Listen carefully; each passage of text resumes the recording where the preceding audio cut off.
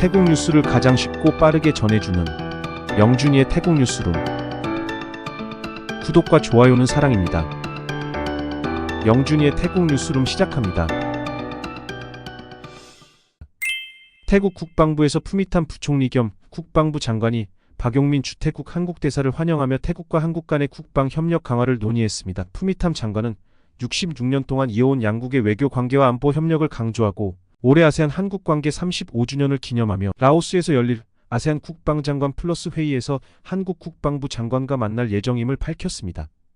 태국은 그동안 탄약, 군함, 전투기 등의 무기를 한국으로부터 도입했으며 향후 장비 유지 보수를 포함한 협력 강화를 기대하고 있습니다.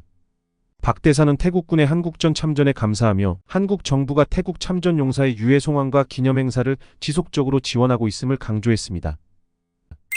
패통탄 총리가 로스앤젤레스에서 하드디스크로 유명한 웨스턴 디지털의 부사장과 회담을 갖고 태국을 아세안 디지털 경제 중심지로 만들겠다는 의지를 밝혔습니다. 패통탄 총리는 웨스턴 디지털의 지속적인 투자에 감사를 표하며 정부가 투자 친화적 환경을 조성할 것이라고 강조했습니다. 웨스턴 디지털 부사장은 태국을 주요 생산기지로 삼고 R&D 센터를 설립하며 인력 양성에 협력할 뜻을 밝혔습니다. 양측은 디지털 경제가 국가 성장의 핵심임을 확인했고 태국은 아시아 디지털 허브로 자리매김하겠다는 목표를 제시했습니다. 태국 교통부는 교통 혼잡 완화를 위해 2025년까지 교통 혼잡 요금제 도입 여부를 검토하고 있습니다. 수리아 교통부 장관은 교통정책청에 런던, 싱가포르, 스톡홀름, 밀라노 등 혼잡 요금제 성공 사례를 연구하여 태국 도입 가능성을 분석하도록 지시했습니다.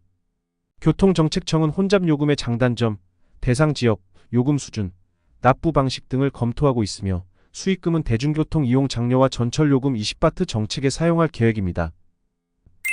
태국의 첫 원자력 발전소 계획이 본격적으로 시작됩니다.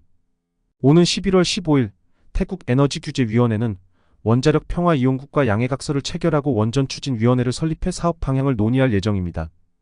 정부는 안전한 소형 모듈형 원자로로 300메가와트 이하의 소형 원전을 고려하고 있으며 이를 통해 저비용 청정에너지 목표를 달성하고자 합니다. 에너지규제위원회는 원전 관련법 제정 및 공청회를 계획 중이며 장기적으로 2037년까지 태국 전력의 1%를 원자력으로 대체할 계획입니다. 태국전력청은 중국 하이난의 소형 모듈형 원자로를 참고하고 24시간 전력 공급과 낮은 탄소 배출을 통한 지속 가능성에 부합한다고 평가하고 있습니다. 본사가 파산한 영향으로 태국 나콜라 차시마 주에 있는 후나이전자 공장이 폐쇄되며 직원 831명이 실직하게 되었습니다.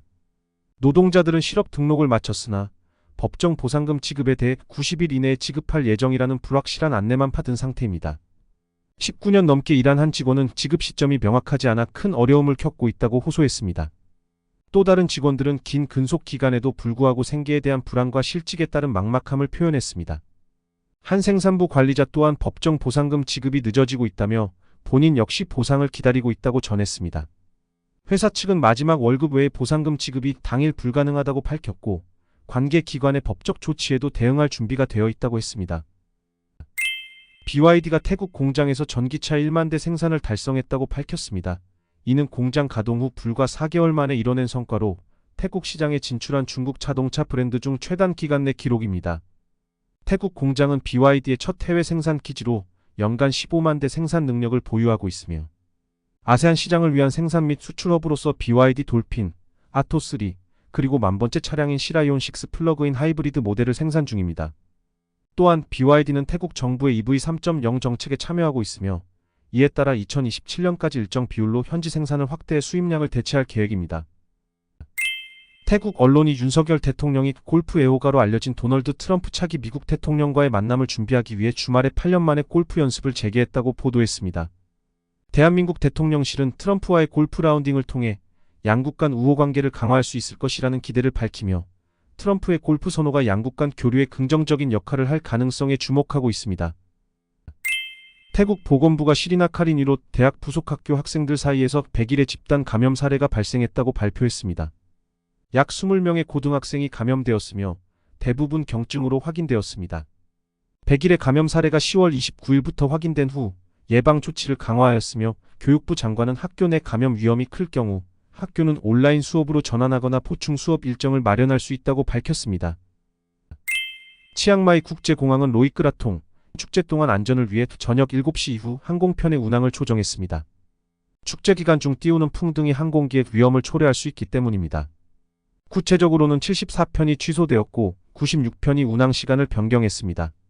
치앙마이 공항은 축제 기간 동안 보안 강화를 위해 공항 주변 순찰, 무작위 차량 및 수화물 검사, 근무자 음주 검사 등의 조치를 시행하고 있습니다. 태국 호텔협회가 2024년 10월 호텔 경영자 신뢰지수 조사 결과 호텔의 약 50%가 외국 자본, 특히 중국 자본의 경쟁에 대한 우려가 있다고 밝혔습니다. 삼성이아 호텔은 가격 경쟁을, 4성 이상 호텔은 태국 관광 이미지에 대한 우려가 컸습니다. 북부 지역 호텔들은 특히 국내 고객 증가를 기대하고 있습니다. 11월 숙박률은 68%로 10월의 58%보다 증가할 것으로 예상됩니다. 10월 남부의 평균 숙박률은 66.9%로 가장 높았으며 외국인 고객의 비율도 50%를 넘어 아시아 및 중동, 유럽에서 주로 방문하고 있습니다. 태국 호텔협회는 겨울 시즌과 정부의 관광 활성화 프로젝트로 관광이 증가할 것이라고 기대하고 있습니다. 부산 유엔기념공원에서 태국 참전용사 롯 아사나판 중사의 6골 안치식이 열렸습니다. 이 행사는 유가족, 태국 대사, 한국보훈부 장관 등 약 100여 명이 참석했습니다. 롯 중사는 한국전쟁 당시 리틀 타이거 부대 소속으로 1952년 11월부터 1953년 10월까지 참전했으며 한국 자유와 평화를 위해 싸운 공로로 태국 정부의 훈장을 받았습니다. 그는 생전에 유엔기념공원에 6골이 안치되기를 희망했고 올해 4월 국제위원회 승인으로 소망이 이루어졌습니다. 이상 영준이의 태국 뉴스룸을 마치겠습니다. 감사합니다.